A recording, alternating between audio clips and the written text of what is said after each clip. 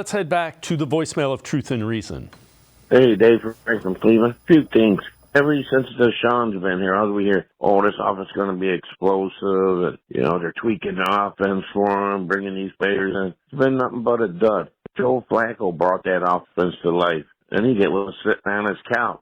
What's the problem here? Number two, the Browns should stay put in the draft because it's a deep draft at a lot of positions. And number three, love you, brother. Be good. You and the family be safe, and God bless you, brother.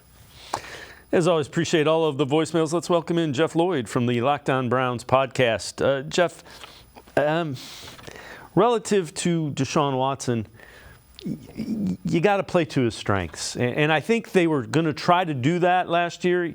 Week one, and I said this earlier, week one was monsoon. Week two, you lose Nick Chubb. Now you're in scramble mode. Nick Chubb was a huge part of that offense.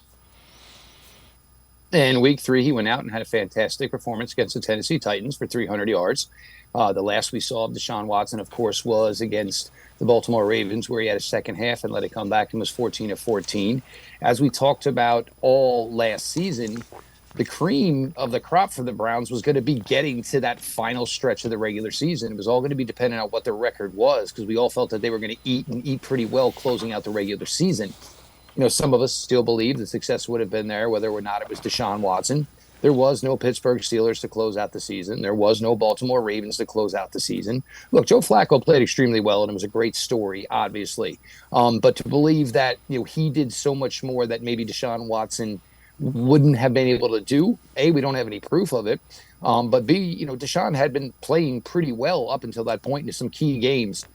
So you just, look, I understand where everybody is with the trade, and obviously it's not certainly hit by any means as to what the Browns invested into it, and then, of course, the money that went to Deshaun Watson afterwards.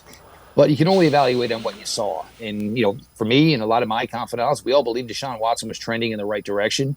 I think they found a way to just say, hey, we're going to throw the ball more vertically, and they had no choice. Just because of the fact they didn't have Nick Chubb. They had to try to find ways to open up the running game by hopefully getting teams to have their safeties drop a little bit in coverage. It worked out. Things started to look better for this Browns team. I'm sure a lot of that is going to carry over to what the plan is here for 2024. So obviously some tweaks with Ken Dorsey coming in. Probably a little bit more of an emphasis on the passing game. Jerome Ford can contribute that way. Naheem Hines, that is something where he has a strength. I think everybody's just trying to, basically write this off like it's over, and we still haven't really gotten the full litmus test to just see Deshaun Watson be the Browns quarterback for hopefully an entire season.